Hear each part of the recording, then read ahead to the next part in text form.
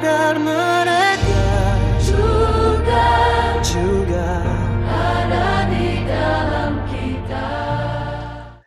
Saudara dan saudari yang terkasih, salam jumpa kembali. Di video sebelumnya kita sudah mulai membahas mengapa Ekaristi itu kadang membosankan.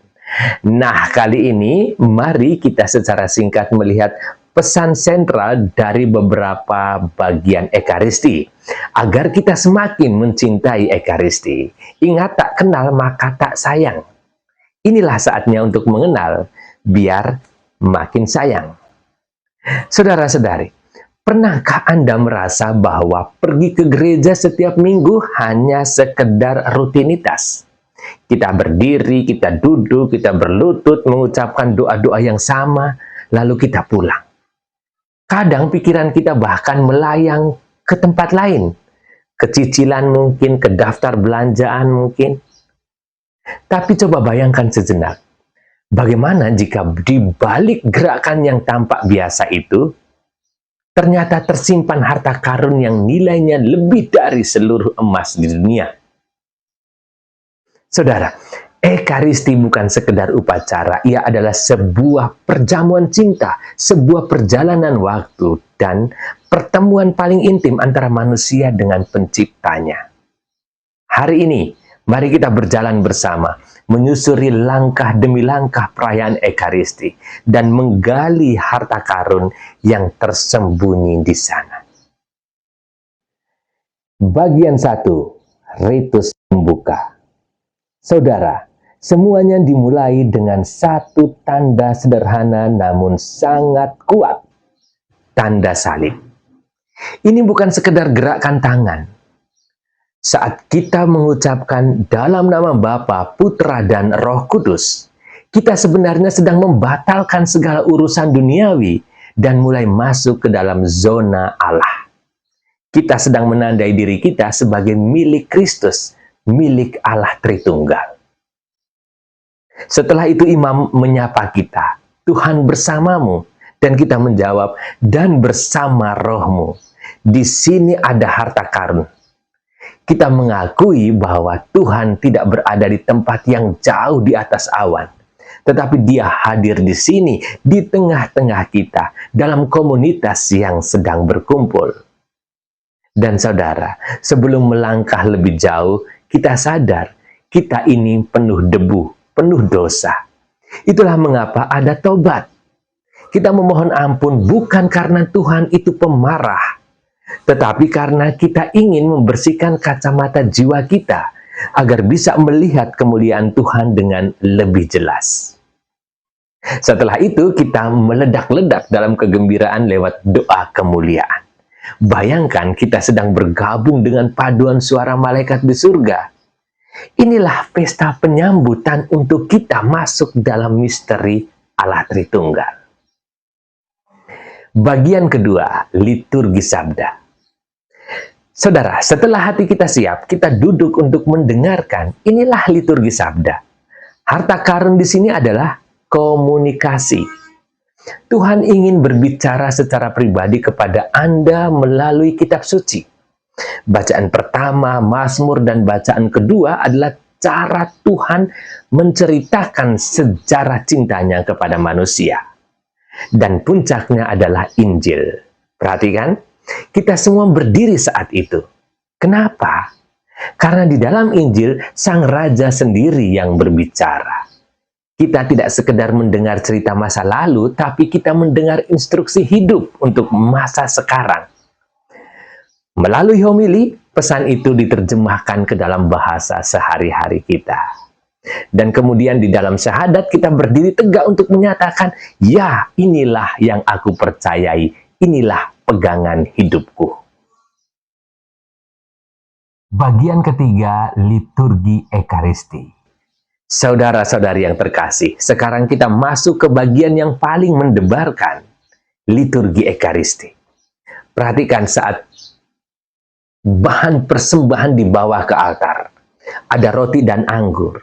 Tapi tahukah Anda apa harta karun yang sebenarnya? Di dalam roti dan anggur itu ada keringat Anda, ada tawa Anda, ada kegagalan dan harapan Anda. Kita meletakkan seluruh hidup kita di atas patena dan di dalam piala. Lalu kemudian mulailah doa syukur agung. Ini adalah inti dari segala inti.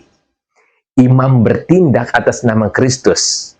Saat konsekrasi, saat imam mengangkat roti dan berkata, inilah tubuhku, terjadi sebuah mujizat luar biasa yang melampaui logika manusia. Secara substansi, itu bukan lagi roti, itu adalah Yesus sendiri. Ini bukan sekedar mengenang peristiwa 2000-an tahun yang lalu. Melalui kuasa Roh Kudus, peristiwa di Kalvari dan perjamuan terakhir dihadirkan kembali di depan mata kita. Waktu seolah-olah berhenti. Surga dan bumi bertemu di atas altar yang sederhana itu. Harta karun ini sangat mahal, namun diberikan secara cuma-cuma. Bagian keempat, ritus komuni. Saudara-saudari, setelah mujizat itu terjadi, kita bersiap untuk menerimanya. Kita mulai dengan doa Bapa kami.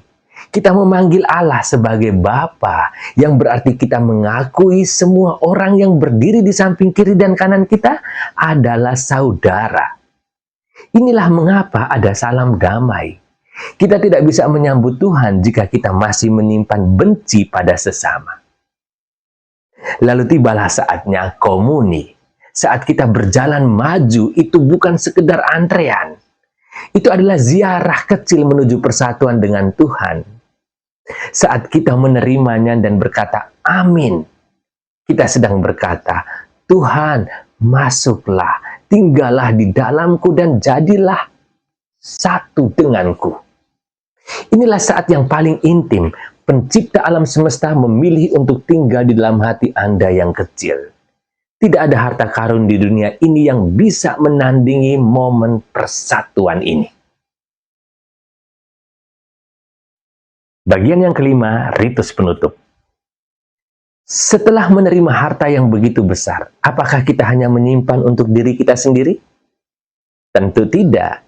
Imam akan memberikan berkat penutup lalu mengucapkan kata-kata yang sangat penting. Ite missa est. Banyak orang mengira ini hanya berarti misa sudah selesai, silakan pulang. Tapi makna aslinya jauh lebih dalam. Pergilah, kalian diutus. Gereja tidak ingin kita hanya menjadi orang suci di dalam gedung ini. Kita diutus untuk membawa harta karun yang baru saja kita terima. Kasih, kesabaran, sukacita Yesus. Ke rumah kita, ke kantor kita, ke jalanan, dan kepada orang-orang yang mungkin tidak pernah menginjakan kaki di gereja. Jadi sahabat, saudara-saudariku yang terkasih, setiap kali Anda melangkah masuk ke dalam gereja, ingatlah bahwa Anda sedang mengikuti sebuah pertualangan besar. Dari tanda salib hingga perutusan, setiap detiknya adalah emas.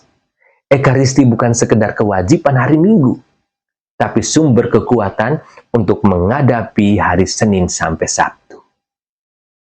Mari kita pulang bukan sebagai orang yang sama. Kita pulang sebagai pembawa harta karun.